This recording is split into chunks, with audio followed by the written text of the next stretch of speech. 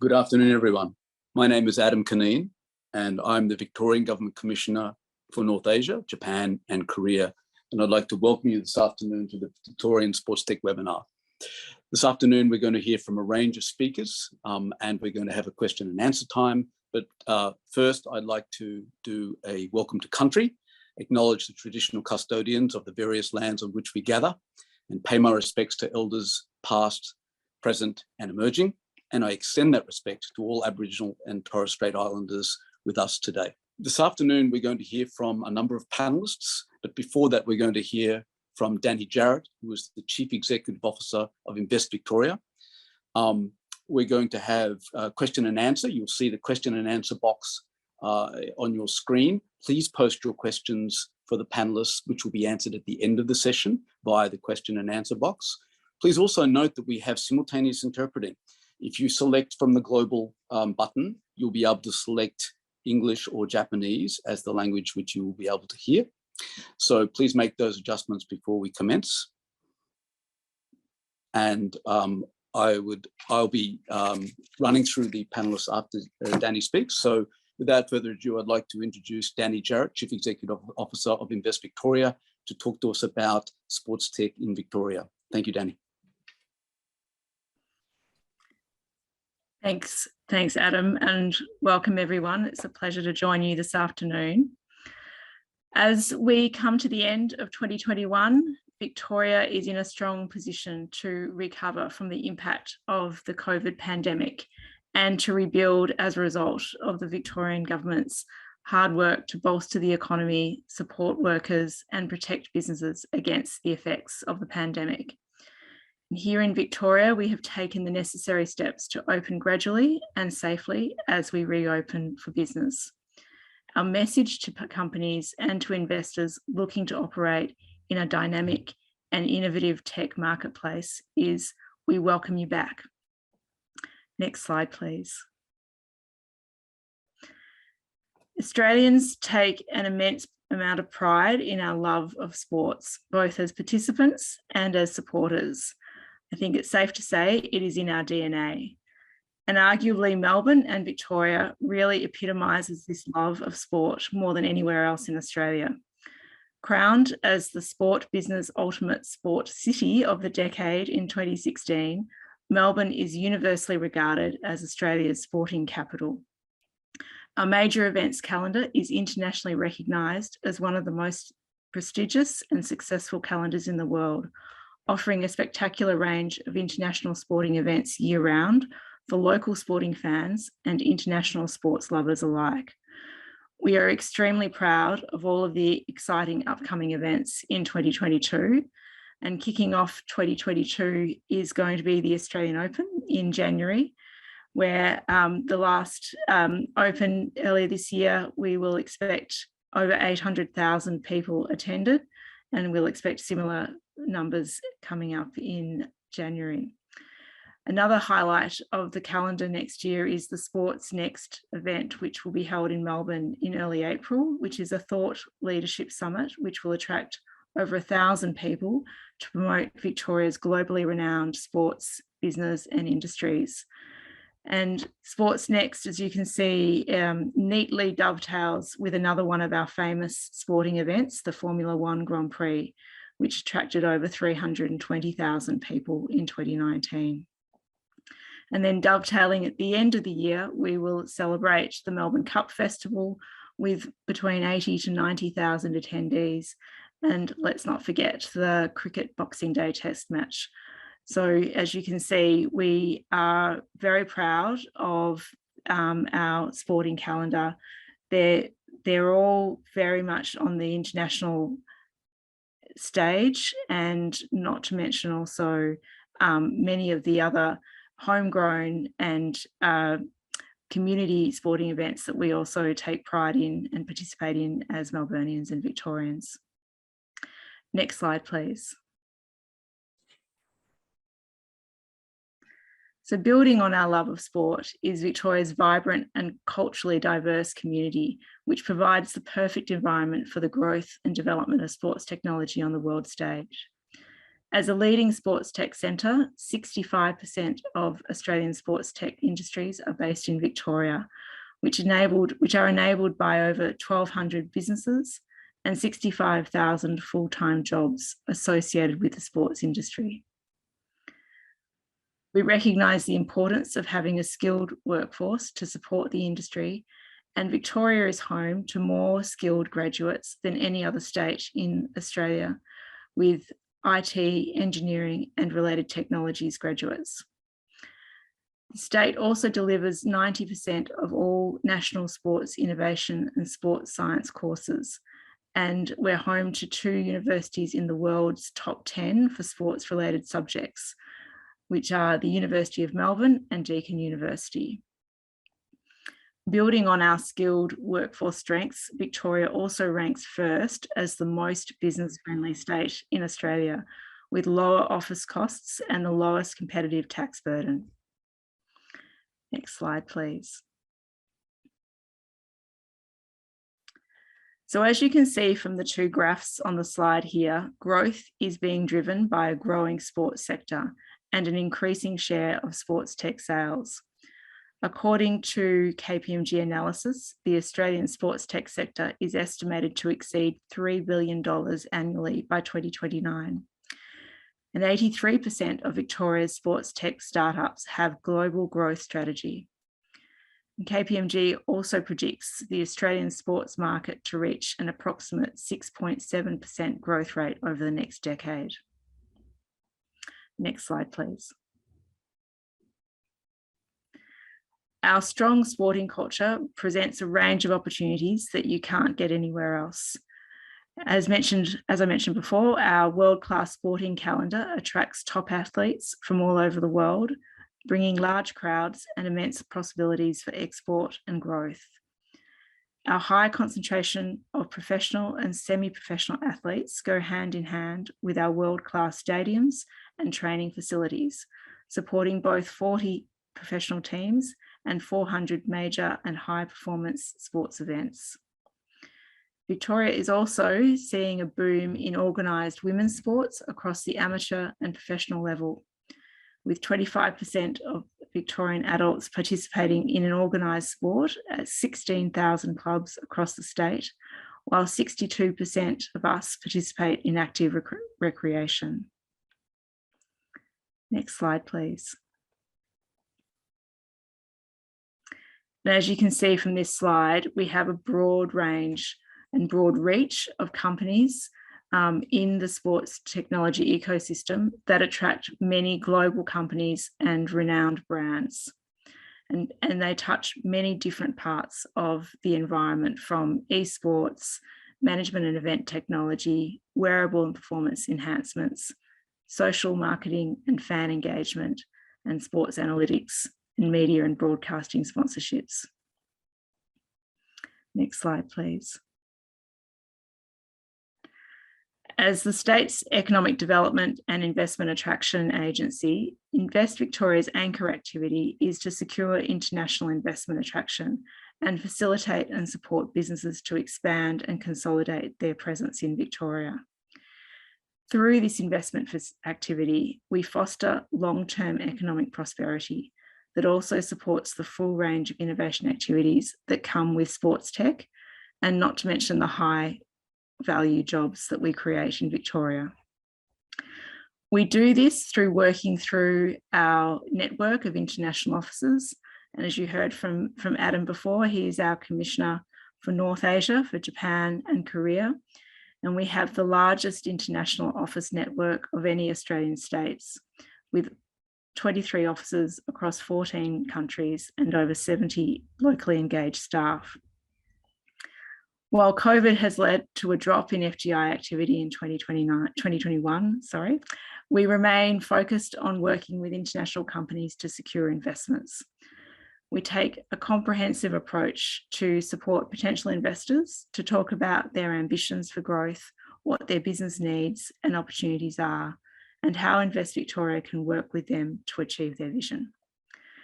We do this through offering a range of services, which you can also see on the slide, such as site location and property identification services, We provide advice and information to help companies prepare their business cases for their investments. We provide advice and coordination for relevant development and planning approvals and regulatory approvals. We connect investors with skilled and talented workforce across Victoria. We advocate for visa support for key executives relocating to Victoria. And we facilitate introductions for suppliers, service providers, and potential customers. And we also provide R&D matching services with universities and knowledge institutes for investors to build partnerships to develop cutting-edge ideas and technologies. And we also connect businesses with contemporary range of incentives, grants, and programs. So I hope today's seminar is very interesting and informative for you. And I would encourage you, if you have any questions following this event, that you talk with any one of our investment managers, either in our Japanese office through Adam's team or with our Melbourne team in Invest Victoria. Before I pass you back to Adam, I would also like to thank you again for your interest in today's event, and I'm sure you'll find it informative. Thank you. Thank you, Danny.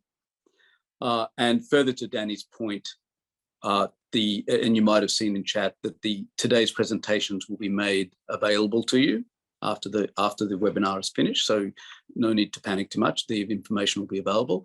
And the second point is that we will also provide contact details for Invest Victoria and other relevant contacts at the end of the webinar. So before we go any further, I'd just like to acknowledge our guests and panelists today, and also our partners in delivering today's webinar.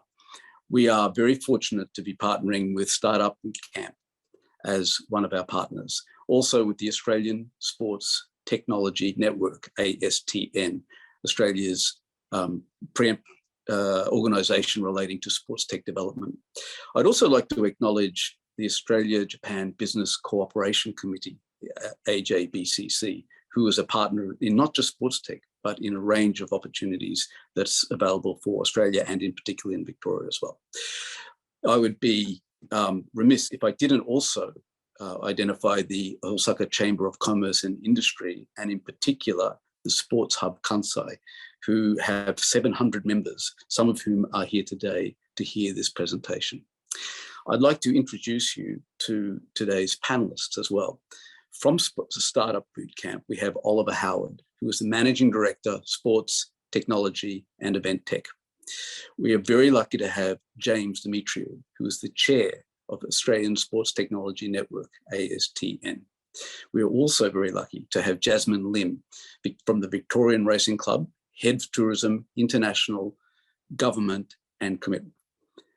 And by the way, Jasmine is also a member of the ASTN board.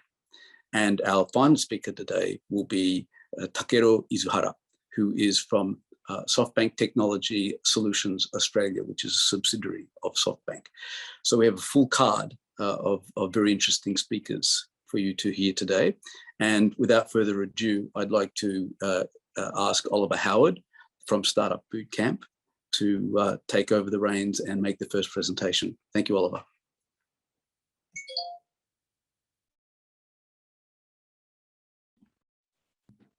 Thank you, Adam.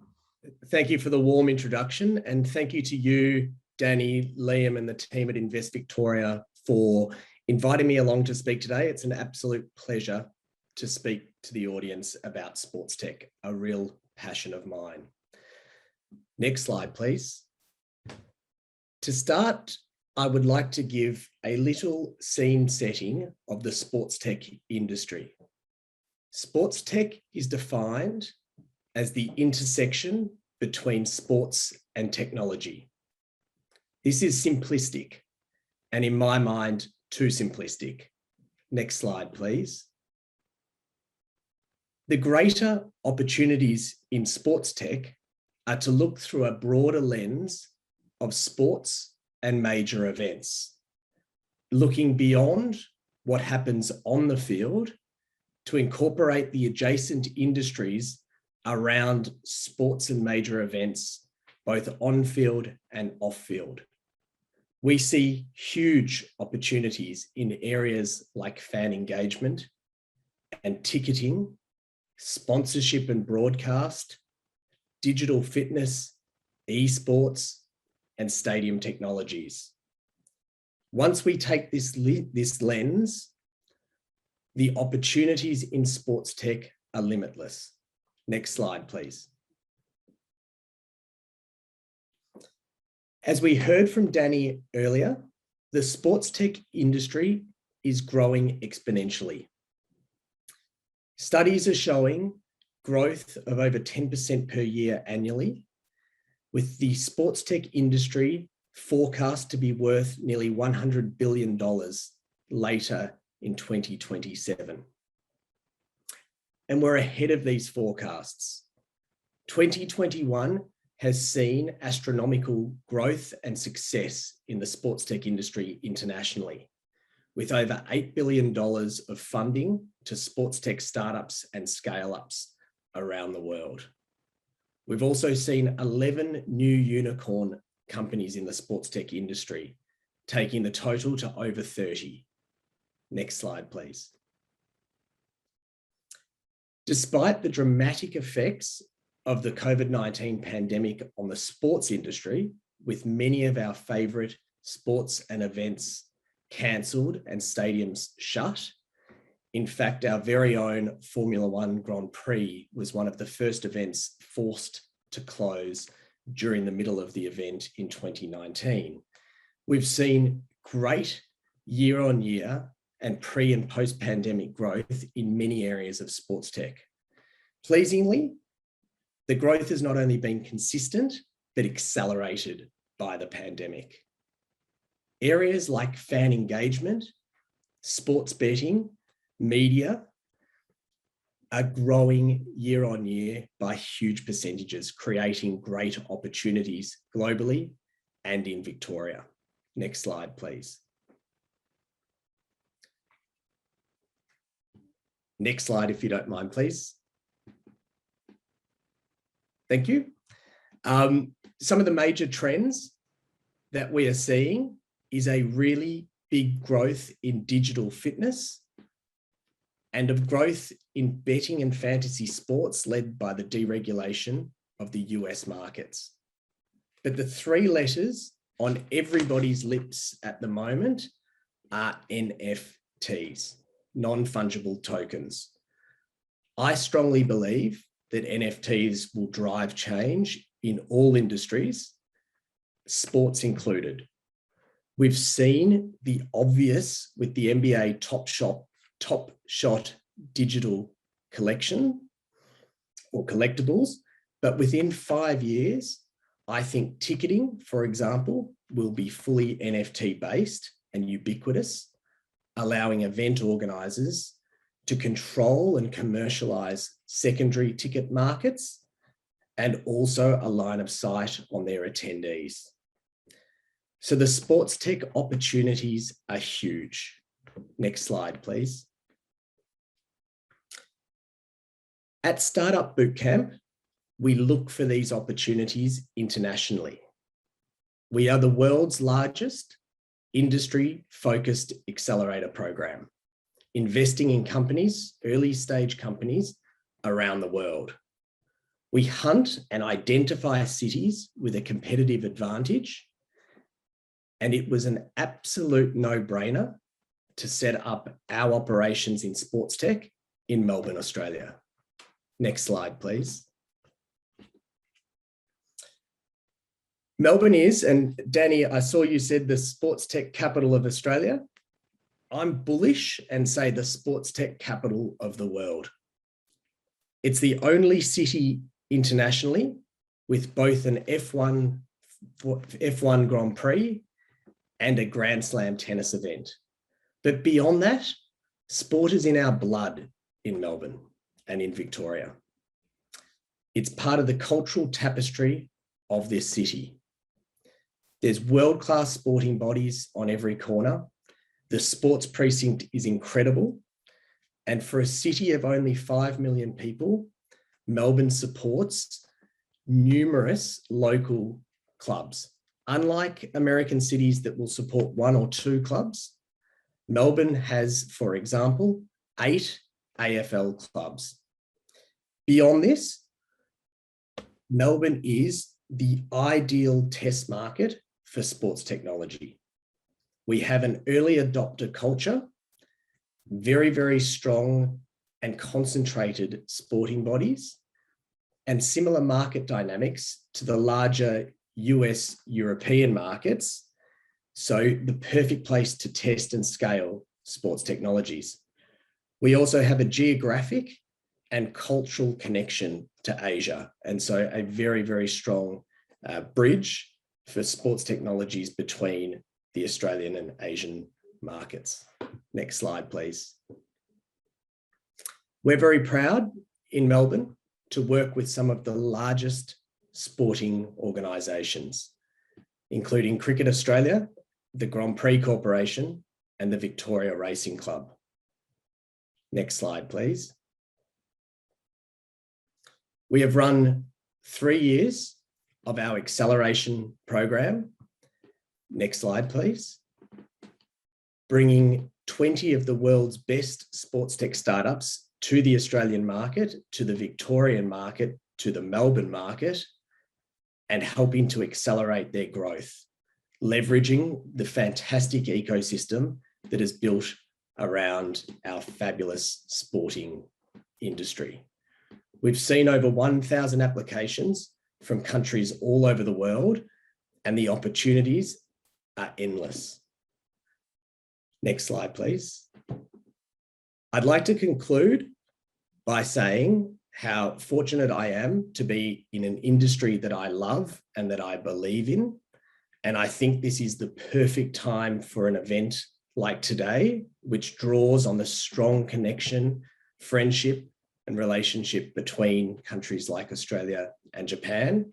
And we see a very, very strong connection with the recent Tokyo Olympics and the upcoming Brisbane Olympics in Australia, and the opportunities to really build a bridge between our countries. So thank you very much for the opportunity, and I welcome any questions after the presentations. Thank you very much, Oliver. What a wonderful job Startup Bootcamp is doing, and we look forward to a continuing collaboration with you. Yes, the 2021 Grand Prix F1 was not held, but the great news is we are planning to move forward in 2022 between April 7 and April 10 for the Melbourne F1 Grand Prix. That's great news, and I hope to see you all there then. I'd now like to take the opportunity to introduce you to James Dimitriou from the Australian Sports Technology Network, ASTN. James is such an experienced officer in this area. I wish we had an hour, but we don't quite have that much. But I'd like to hand over to James now to start off his speech. Thank you. Thank you very much.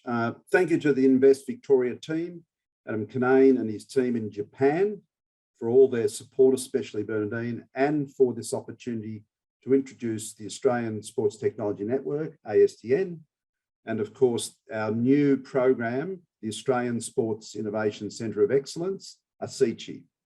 The iconic photo illustrates the depth and breadth of Victoria's sports landscape and the heavy investment in infrastructure and major sporting events by the Victorian government and their leadership over the past 30 years, making Melbourne the sporting capital of the world. The emphasis on major events and sport, plus the investment by the Victorian government on sport and recreation, gave the ASTN the opportunity back in 2012 to build on this significant platform and become one of the top 6 sports ecosystems in the world. Slide. This illustrates that there are 9 categories of sports tech based around on-field and off-field technologies, highlighting the big impact of technology on the business of sport. And I think Ollie explained it very well in his previous presentation. It is safe to say there is not one sport, an athlete or recreational sports person or organisation not being touched and enabled by sports technology. As you can see, sports tech ranges from the business of sport and entertainment elite sport to mass participation and active living. The taxonomy of sports tech was confirmed by KPMG study in 2019 with the collaboration from the startup agency LaunchVic and the ASTN. Slide. This slide illustrates that on the back of this complex and sophisticated sport and recreation environment, the ASTN was born as a non-for-profit organisation in 2012, which then established Australia's national body based in Victoria proudly to develop and build global sports technologies companies. It has been built on our unique pathway program from ideation to export acceleration. Today, each of these stages have unique programs to ensure the translation and commercialisation of Australia's best sports tech companies, following our motto, you are born global or you die local. And we have developed this in collaboration with two of the best sports innovators in the world. So what's been our impact, our real impact on Victoria and Australia? Yes, over the past 8 years, our impact has seen us grow the GDP in sports technology companies, GDP at 1.2 billion at December 2020, compared to 250 million in 2012 when we first started. And on top of that, there's been $4.8 billion of mergers and acquisition transactions in sports tech since 2016. We've also grown to 15,000 jobs at the end of 2020, compared to 2,500 in 2012, 250 million. We've also seen us grow to 620 sports tech companies, December 2021, compared to 120 in 2012. Since 2016, ASTN has conducted 12 trade and business matching missions across the globe. 20% of all startups in Victoria are sports tech companies. Our accelerator since 2016 has seen us mentor 42 startups, creating $72 million in new revenue, and who have raised over $27 million. Today, Victoria is the home of the great sports tech companies such as Catapult, world's leading GPS tracking system, Alerte Equine Science, the world's first artificial intelligence platform to promote equine welfare, Smartform Architecture, who have been involved in the new design upgrade of Marvel Stadium to bring in greater digital activations to create fan engagement. Sports TG Stack Sport, world leading membership registration event and e-commerce platform to elite and grassroots sport. Pod Active, world leading preventative and rehabilitation equipment for athletes and allied health patients. We also are now seeing a new generation of advanced manufactured sports tech equipment companies, such as Vitruvian, Xena Sports, Concave football boots. And also on top of that, we're seeing a great convergence of sports digital capability in AI, 5G, VR, and AR. Next slide.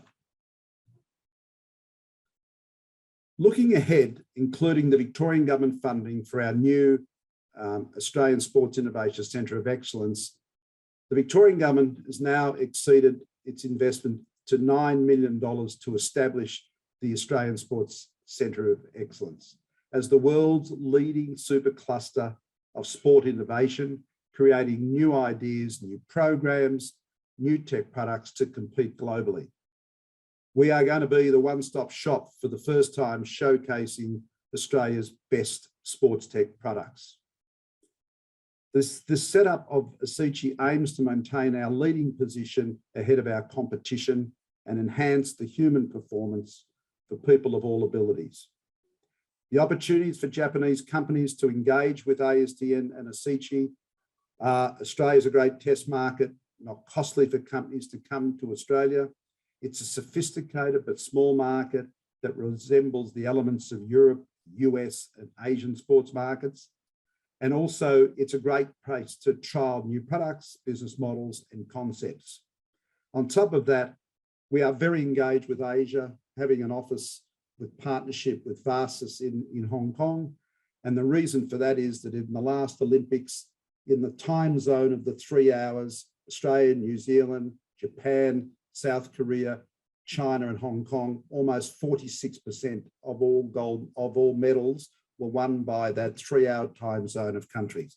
So thank you very much, and I'll make further comments in the Q&A. Thank you.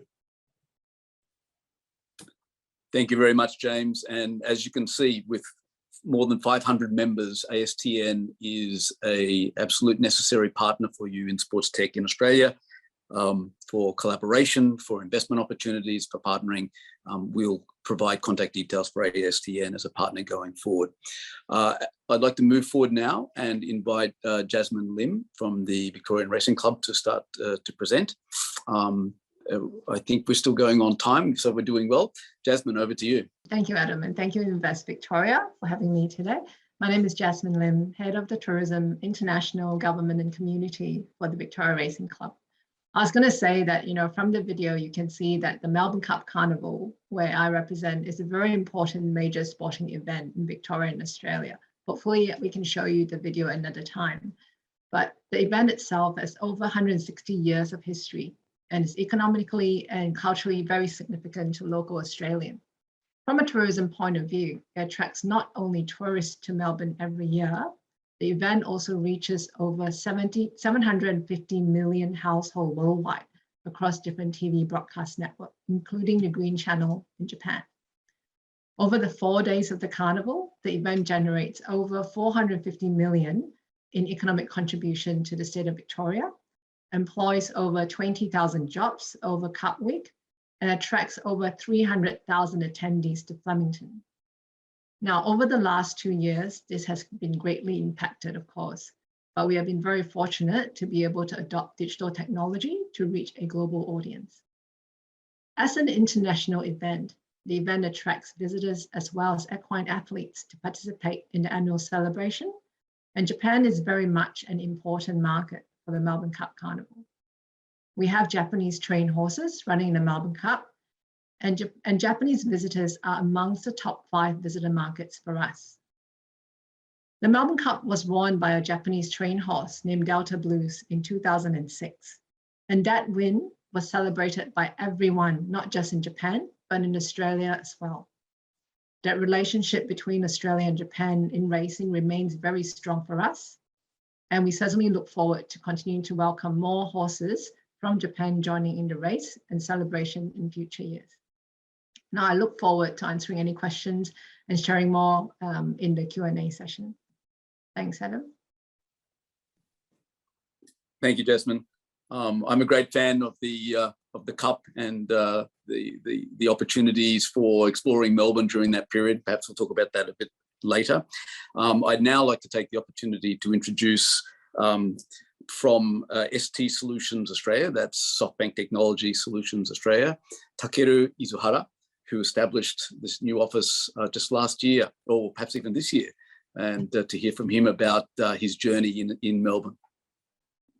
Thank you so much, Adam-san, for the kind introduction. I am Takeru Izuhara. So thank you so much for having me this opportunity to share my experience. So as Adam-san mentioned, so ST Solutions Australia is a subsidiary company of Softbank Corporation. So we are focusing on AI, IoT, and robotics project in this region in APAC.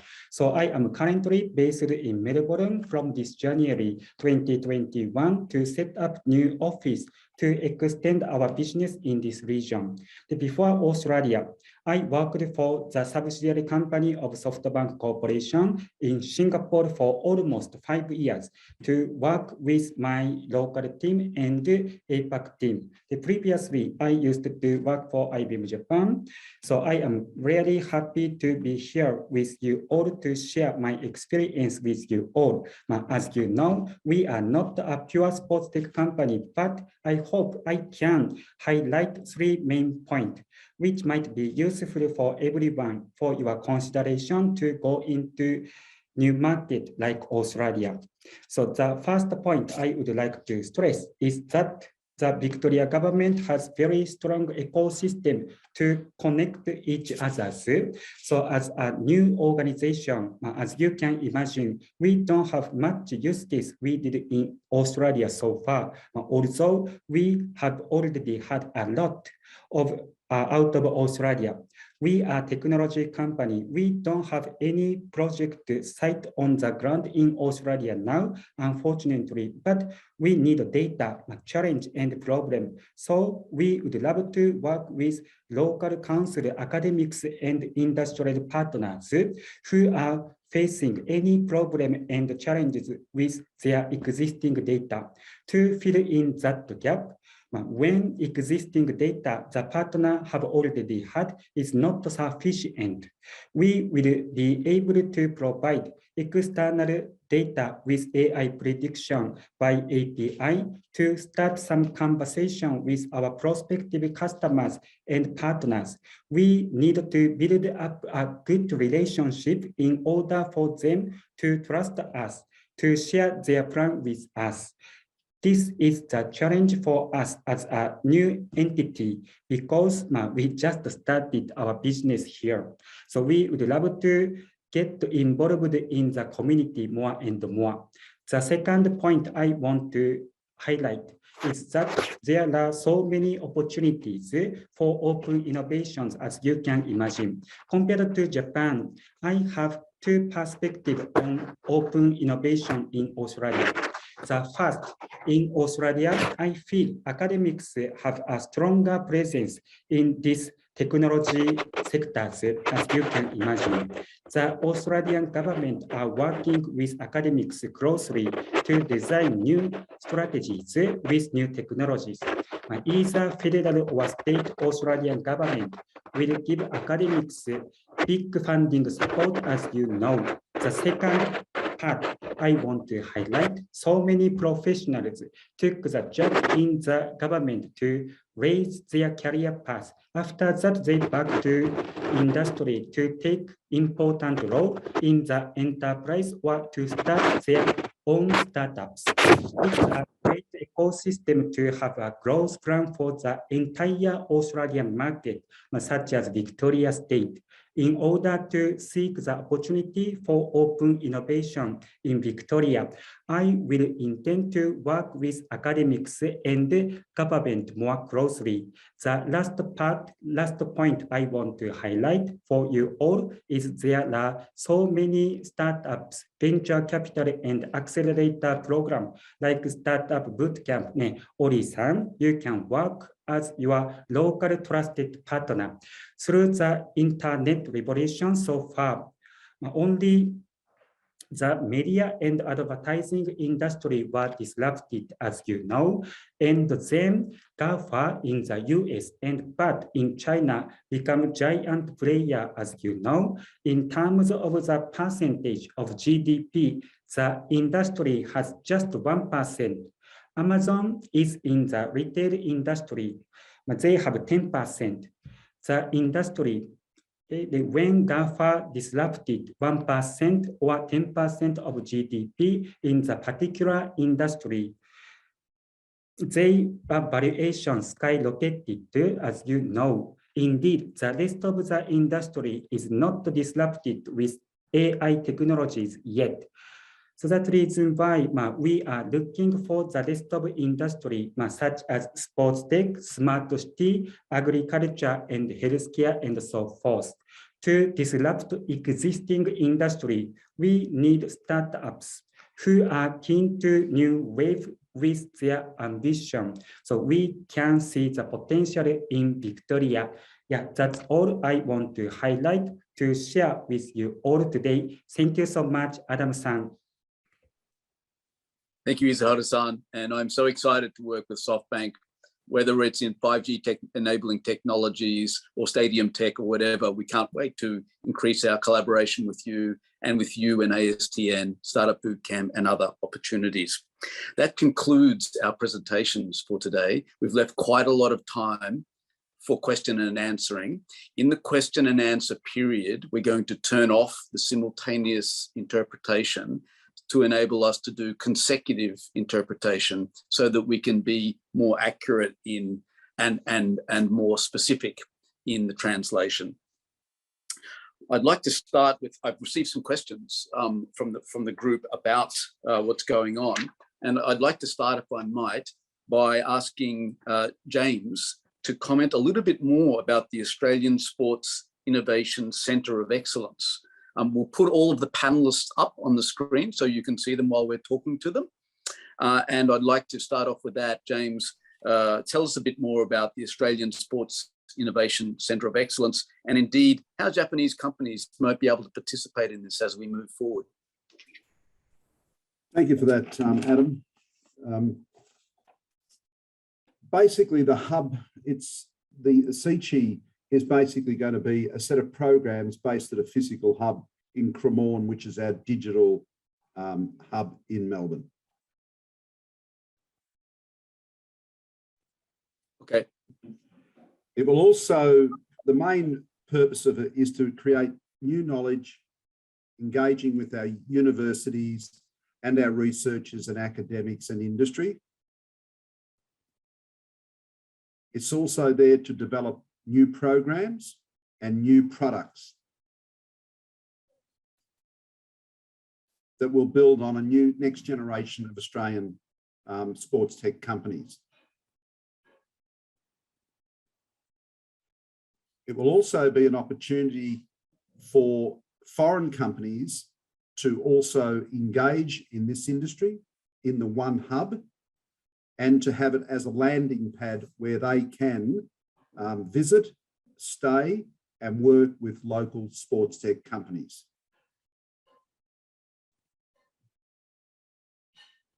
The other key thing is that we are going to be creating an immersive, interactive facility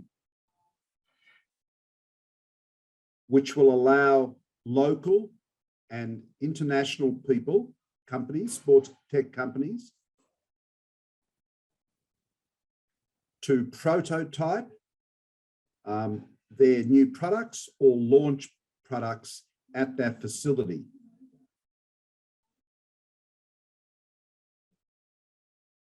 We will also encourage foreign companies, particularly Japanese companies and other Northeast Asian countries, to establish their APEC headquarters in this region. And more importantly, we have the ability now with our tremendous amount of resources, sports tech engineers, etc., to really prototype new sports tech companies that will draw on AI, 5G, blockchain, VR, AR, to meet the challenges now of the new sports tech environment globally. So it will house our programs, our new knowledge, our new sports tech products, and really engage the whole industry, the ecosystem, with foreign companies from Japan.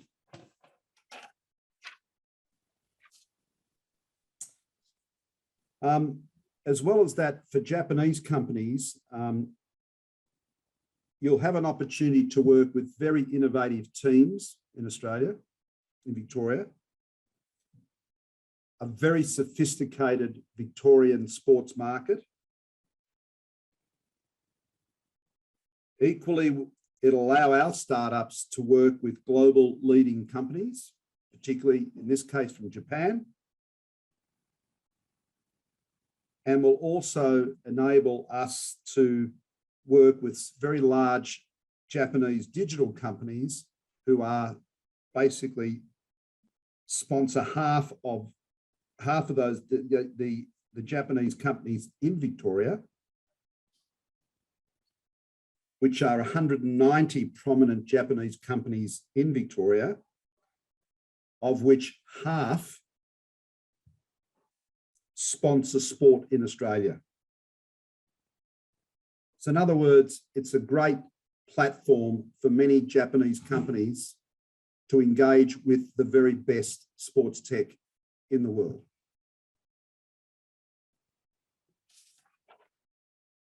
Thank you. Thank you, James. It sounds extremely exciting. I want to hear more about that as it develops. I'm going to invite all of the panelists to turn on their cameras now so you can see them all as we progress. And thank you, Oliver, Jasmine, and James. Before we go any further, the good news is, Jasmine, that I believe the video is ready to play. So without further ado, I'd like to play the video if we can. 世界一素晴らしい街、オーストラリアのメルボルン。メルボルン観光に最適の季節といえば春。この時期に開催されるのが競馬と社交の祭典として世界有数の華々しさを誇るメルボルンカップカーニバル。国や州の文化遺産でもあるフレミントン競馬場を舞台に1週間にわたって繰り広げられるオーストラリアならではのこの祭典には国内外から35万人を超える観客が訪れます。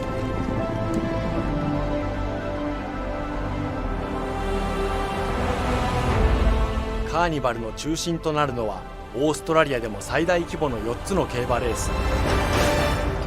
エイミー・ビクトリア・ダービー、ケネディ・オークス、スペルトワインズ・ステークス、そして世界に名だたるレクサス・メルボルンカップです。メルボルンカップの賞金総額は2マイルレースとしては世界最高であり、世界中の名馬が競って出走するこのレースはまさに世界規模のイベントです。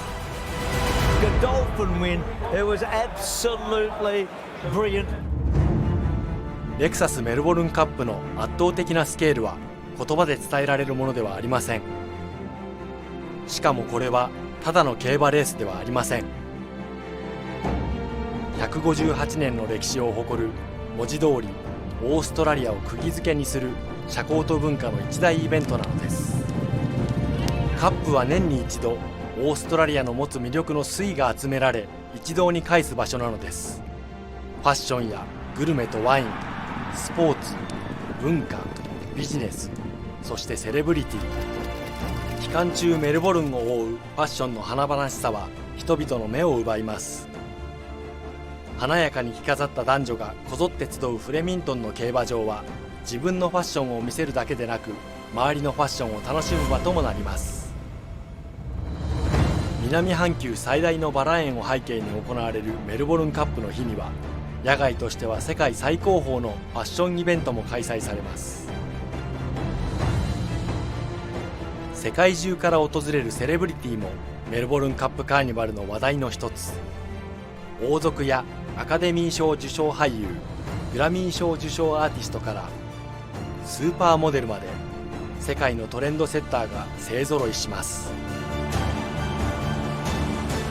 その興奮は今も変わりませんし、一度は体験しておくべきものです。ぜひメルボルンカップカーニバルを訪れて競馬とファッション、グルメ、エンターテインメントに世界有数の住みやすさを誇る街が湧く最高の1週間を満喫してください。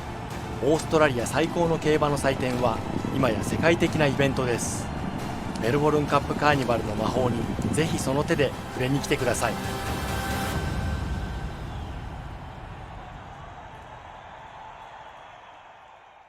Thank you very much. Jasmine, would you like to add anything to that in relations to the Cup or the Carnival or indeed sports opportunities? Absolutely. Thank you for getting that video to work. I hope that gave everyone an idea of how big the Melbourne Cup Carnival is in Victoria. I think in the last 2 years, it has completely changed the landscape of sporting events for us. We were greatly impacted like any other business in Victoria. However, the role of technology has absolutely played a tremendous part in helping us deliver our Melbourne Cup Carnival. And I can see a question coming through that actually asks what key opportunities are. What are the key opportunities that might have come up for us over COVID? And that's a brilliant question from Cam.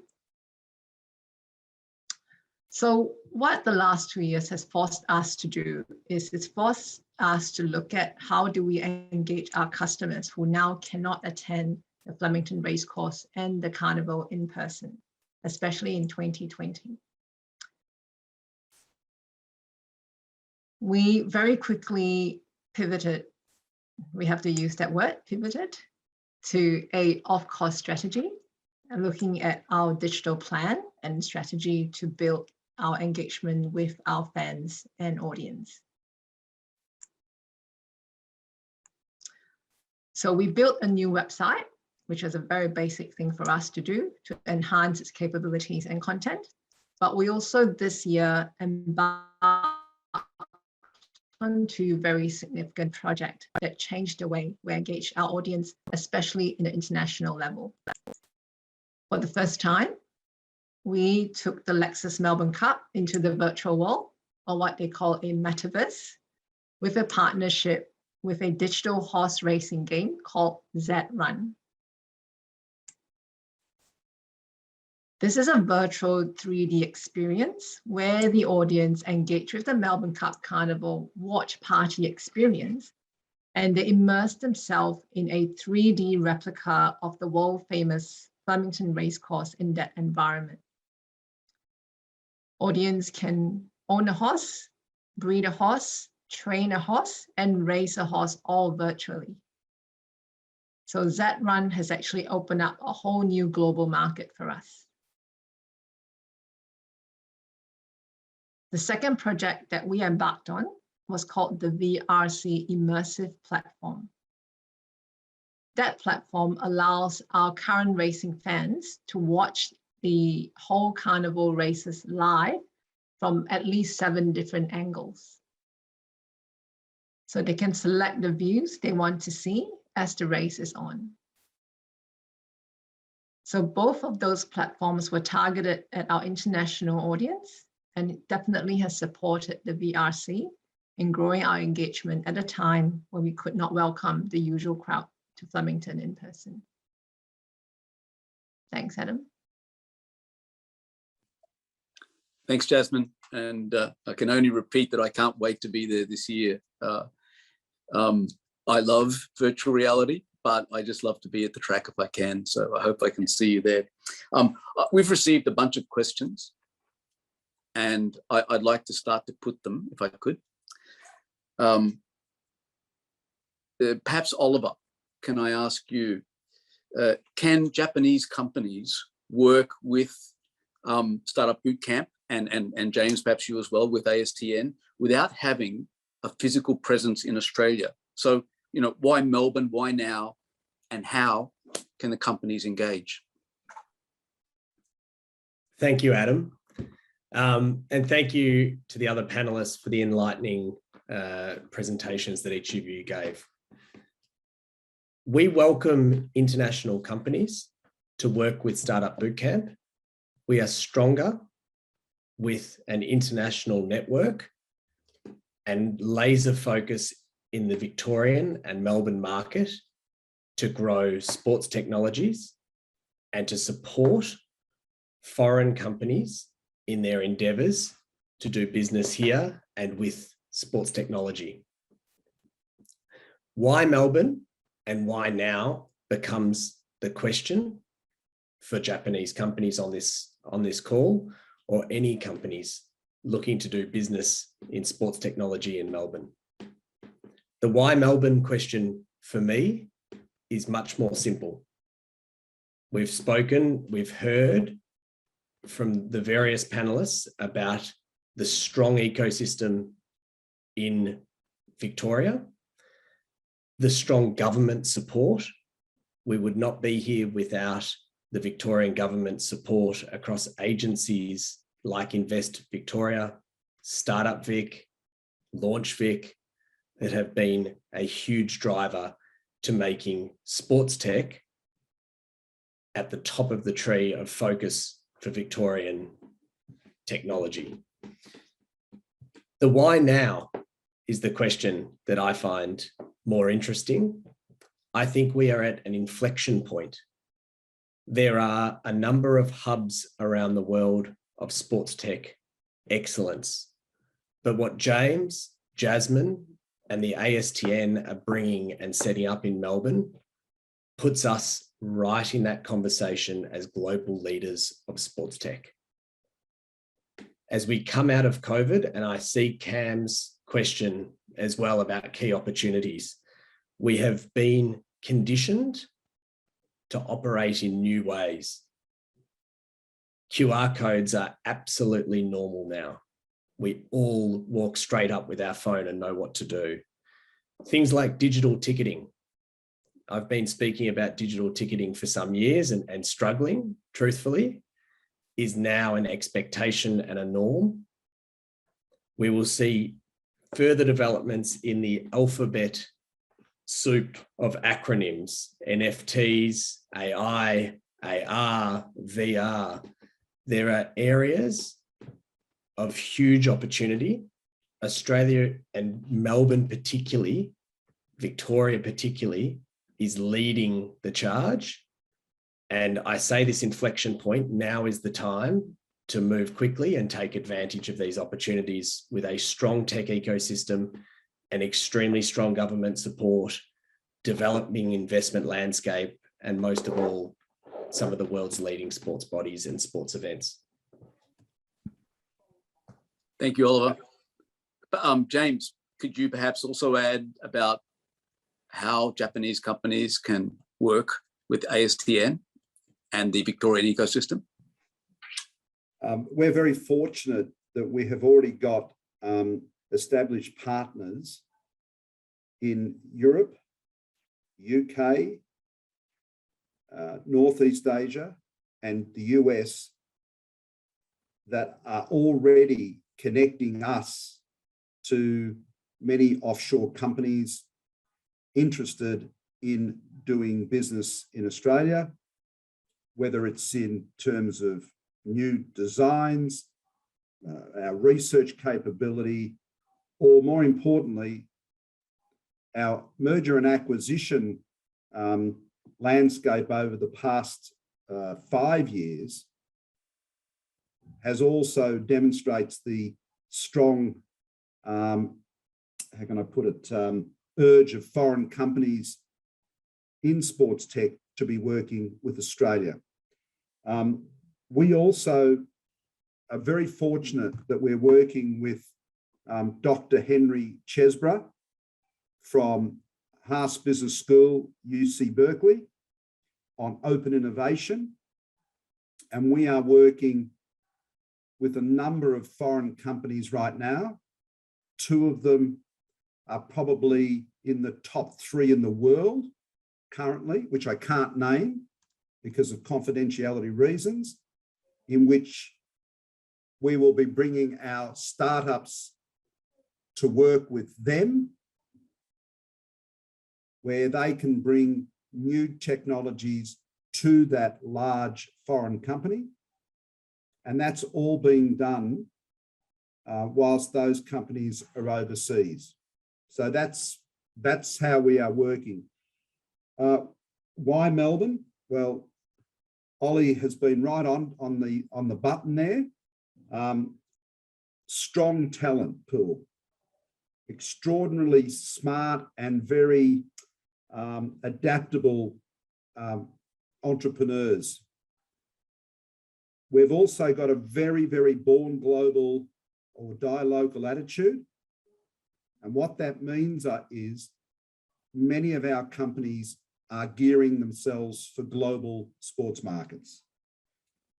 Strong government support, which has been critical to us, and an extraordinary ecosystem, as Ollie has said.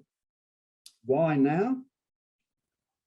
Well, it's pretty simple because I think now with the impact of these new techs of AI and VR and AR and 5G, blockchain and everything else now, Victorian universities and the talent pool here is very strong in these areas. And that's been demonstrated by an existing company called Alerte Equine Science, which Jasmine knows about, have created the first artificial way of gathering sports data and also equine data about the health of the horse to prevent injury to that particular horse. No other country in the world or company has developed that to that level.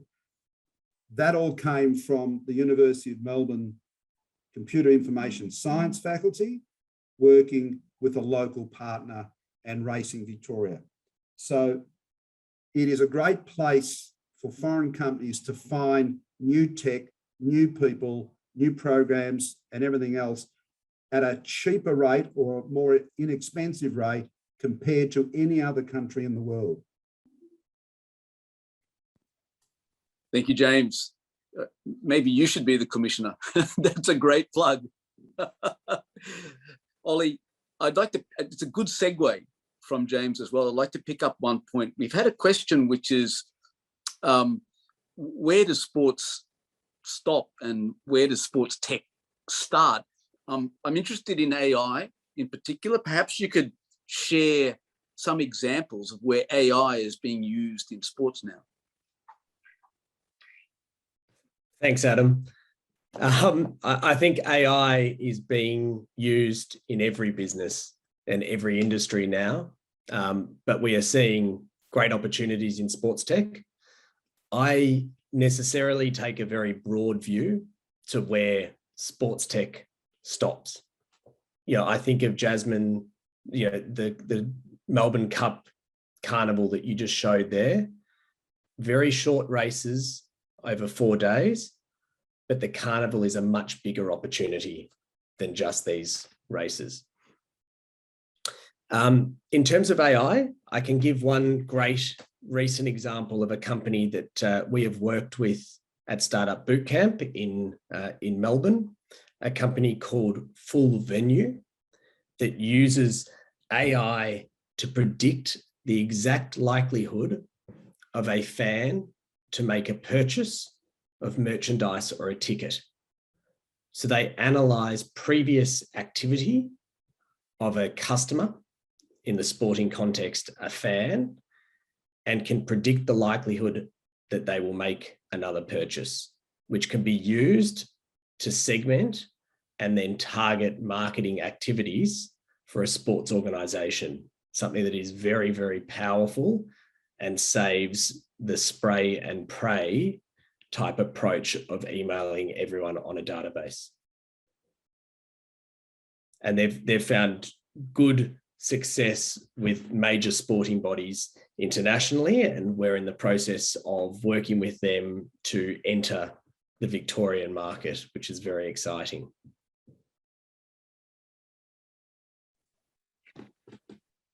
Thank you, Ollie. I've had a further question from the audience, from Alan Davey, and it relates to our profile internationally.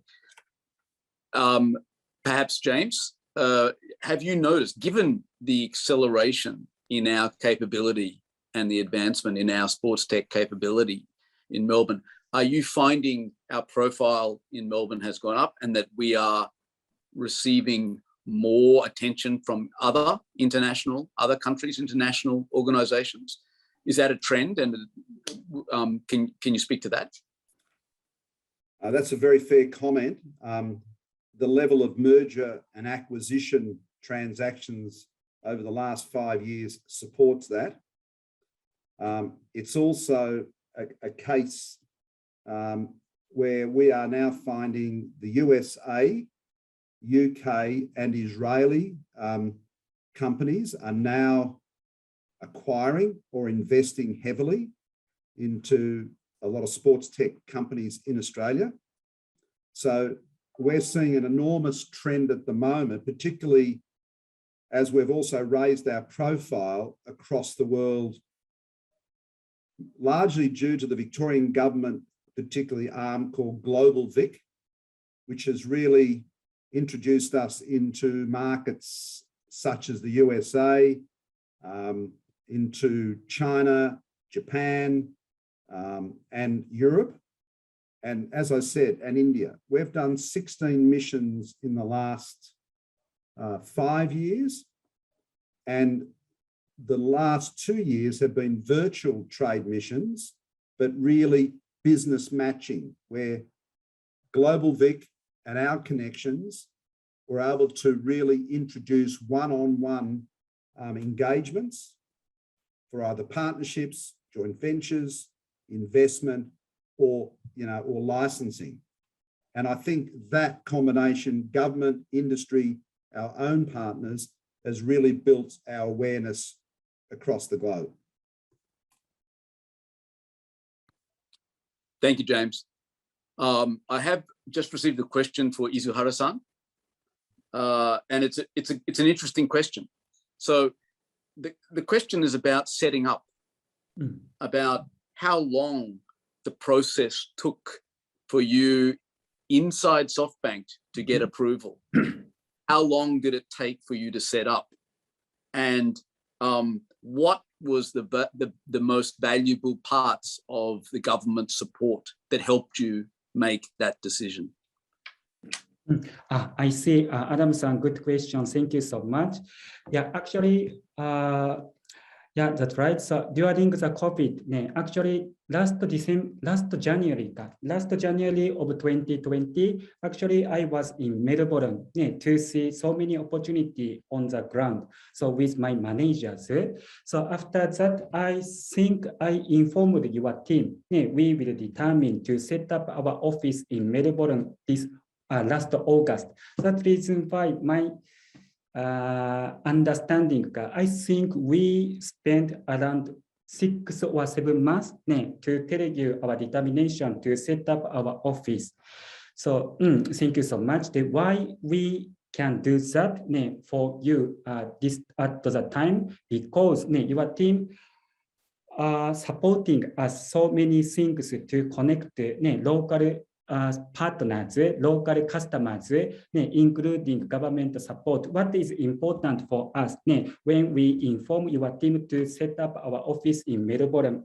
What is important? We needed to show, we needed to have good performance. To have the performance, we need the partner to conduct some project. So that's the reason why most helpful from your end is to identify good opportunity through your network. This is a main benefit for us to determine our set up new office in Melbourne at the time. Well, thank you so much, Adam-san, every time. Of course, Izuhara-san. And Softbank is just one of the many Japanese companies we would like to help into the future. I would just wanted to ask Jasmine, perhaps for a final idea about introduction of more technologies going forward, but also about the importance for business, even of the Melbourne Cup Carnival, and what you notice about participation from major sponsors and things like that. Sorry, Adam, what's your question about what the future looks like for the event and for sponsors? Yes, exactly. Yeah. So obviously the last 2 years has been challenging for our sponsors, but we took the view of investing to protect. So again, back to the use of digital technology to ensure that we continue to provide maximum exposure to sponsor brands. So our broadcast content to over 160 territories was really important. We have to make sure that that content was very robust and strong. So choosing our partners to do that with us was very important. Secondly, building our our digital capabilities across social, website, the new partners that we work with, ZRun, our immersive platform, those were very new platforms that provided exposure to our partners and added value to them when people couldn't come on course. And I think to Ollie's point around things like digital ticketing, the customer experience, all that had to be relooked at. When this year we could welcome 30,000 visitors compared to 100,000, while the crowd was reduced, the requirement to manage the crowd increased. So technology had to come into play to help us do that. So something like what Ollie mentioned just now, if there was something in the technology space that could help us predict fans' behavior of how they would purchase, when they would purchase, what they would purchase, that would help our event and our industry tremendously. Thanks, Adam. Thank you very much. It's in my, I'm a sports nut. I often think that work is what I do between going or participating in sport. And maybe I'm a normal Australian like that. It's been on my mind. Japan, Australia have both hosted 2 Olympics. Japan has hosted Winter Olympics as well. James, as we look forward to the Brisbane Olympics, I'm sure that the opportunities have already started, or at least the thinking in the planning towards the Brisbane Olympics is started already. Perhaps you'd like to say a little bit about what the future looks like in terms of support for sport and the development towards the Olympics. Very good question, Adam. Without breaching too many confidences, one of our directors was heavily involved in the sports technology part of the Brisbane bid. So we're very immersed and understand what Brisbane will bring. And that is about leaving a legacy to grow a very strong Australian sports tech industry for another generation. So we call it planting trees, which many of us will not see the shade of. So there's no doubt that that legacy we are now seeing already, because we are now seeing a number of foreign companies from Northeast Asia,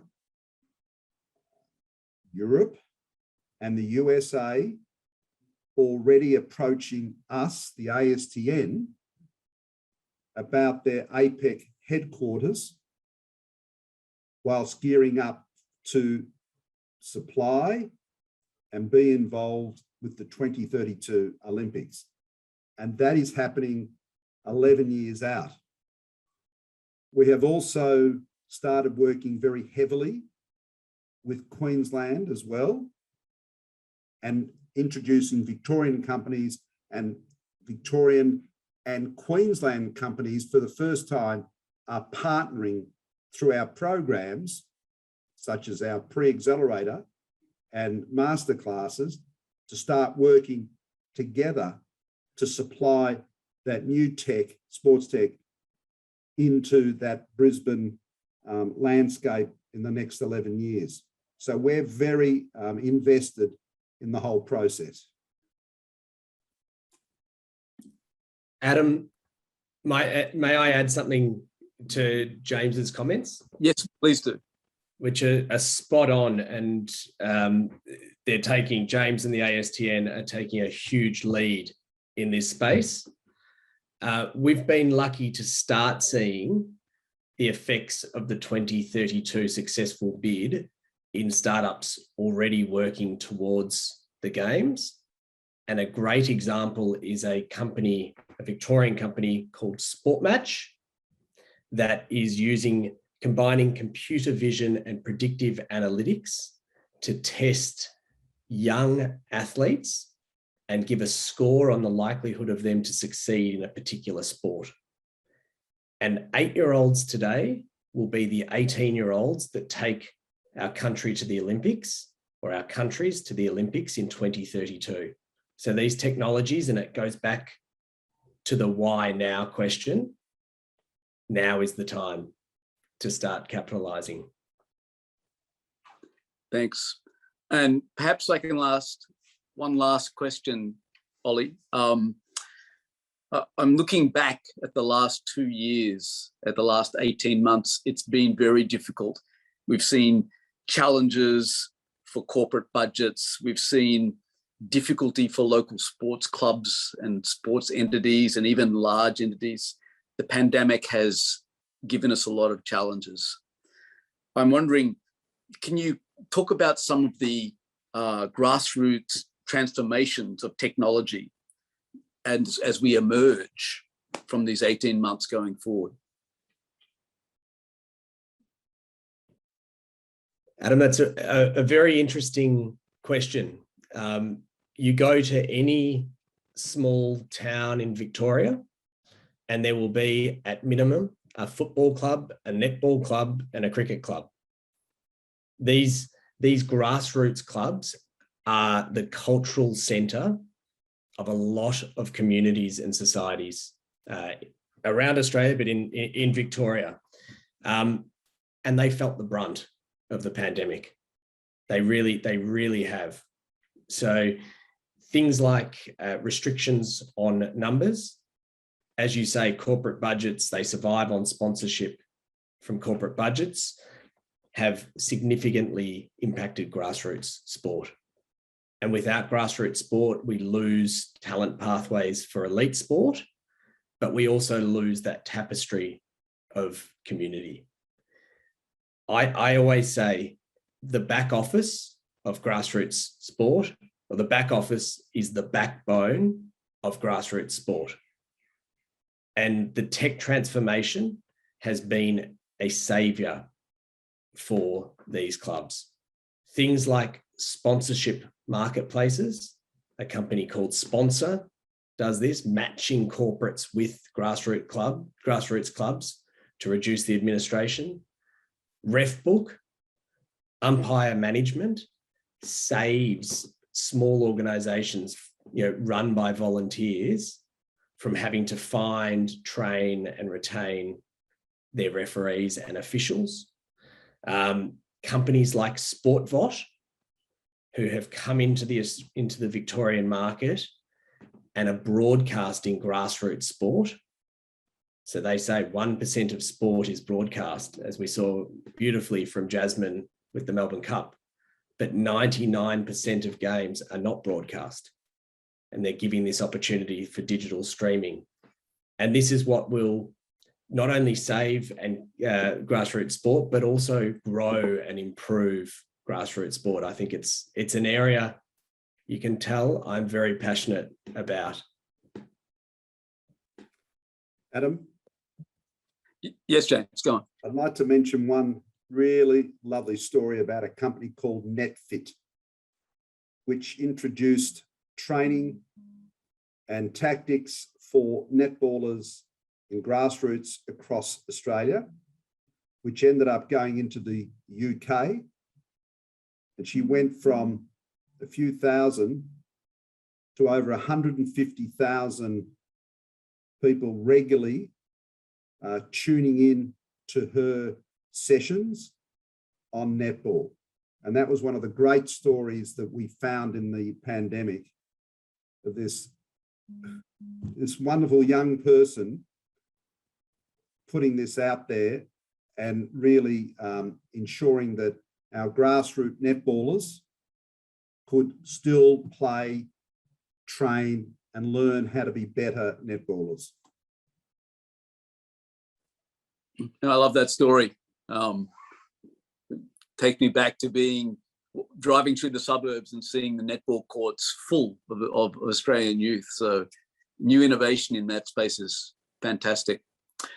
We could go on for a long time, but to wrap up, I think I'd like to ask each of the panelists just for one message that you would give to companies who are thinking about coming to Melbourne to invest in Melbourne in sports tech. Perhaps we'll start with Jasmine. I think Danny has mentioned it just now. Melbourne is the sporting capital of the world, and we still are. I think Victorians are sports mad. We love our sports, and you put it nicely, Adam. It's something we do between work, with families, with friends, with colleagues. And we welcome everyone to join us in participating, engaging, playing, watching, whether you're here or overseas. I think there is a sport for everyone to enjoy in Victoria. Thank you, Jasmine. Oliver? For me, it is simple because I have made this decision after being based in London for 5 years. There is no other city in the world, if you're in sports tech, to explore. The opportunities in Melbourne are huge. They're now, and above all, the support in the ecosystem is fantastic, from government through industry bodies like the Australian Sports Technology Network to the sporting bodies like the Victoria Racing Club. It is a friendly ecosystem. Reach out to anyone. I can speak on behalf of the panel, I'm sure, and say reach out to any of us, and we would warmly welcome a conversation about sports tech. Thank you, Ollie. Izuhara-san, you more than anyone, I can ask this question. What is your message to Japanese companies if they're thinking about coming to Melbourne? Thank you so much, Adam. Of course, as everyone mentioned, Melbourne is really nice place. Should come here to feel the atmosphere of Melbourne. But for the business, to accelerate the challenge with technologies, as a technology company, we need a real project and real opportunity. There are so many opportunities regarding sports tech in Melbourne. This is my simple message. Should come to Melbourne and then to talk to everyone on the ground, to have a good relationship with so many startup ecosystem regarding sports tech in Melbourne. Thank you so much. Thank you, Izuhara-san. And finally, James, some sage advice for companies who are thinking about Melbourne. One, we've got one of the greatest states for multiculturalism, and we're friendly and understand international people. Our R&D, research and development, is second to none in this area. The infrastructure and the events cycle, major events in this city, make us probably the best city in the world for it. Our national sporting organisations, the big ones, are all in Melbourne, such as the AFL, Cricket Australia, and a number of others as well. There's a strong ecosystem here as well, which is really important. And I think the other thing is sports tech intersects a lot with other industries that Japanese companies would be interested in. Med tech, we do a lot with med tech. We do a lot with defense. We do a lot with aged care. So it's not just in the area of sport. We are really intersecting a number of other different industries. And, we are now, many of our companies are just in and out of different sectors all the time. So it's the best place, particularly in this sports tech space. Thank you, James. I'm lucky I can just agree with everything that you said. It's been wonderful today. I'd like to thank the panelists on behalf of everyone. I've really enjoyed listening to the wonderful explanation of sports tech opportunities and other opportunities in Victoria. I'd like to very much thank Startup Bootcamp and ASTN for their strong support and participation. I'd like to thank Izuhara-san and Softbank for specifically showing what's possible for Japanese corporations, and Jasmine for showing us one of the jewels, one of the great parts of Victorian and Melbourne life. I'd also like to, of course, hark back again and thank the AJBCC, Australia-Japan Business Corporation Committee, backbone of a business collaboration between Japan and Australia. We look forward to continuous collaboration with them. And as I said, the Osaka Chamber of Commerce's Sports Hub Kansai and their 700 members. Please take the opportunity to follow up with us. I'm going to ask Cassie from our staff to put up some slides now to contact us and to take advantage of today's information. Please contact us in Japanese, in English, any way you like, and we would be very pleased to follow up. So on behalf of everyone, I'd like to thank the audience for its patience today, and thank all of the panelists, and look forward to hearing contact from you all in the future. Thank you. Thank you.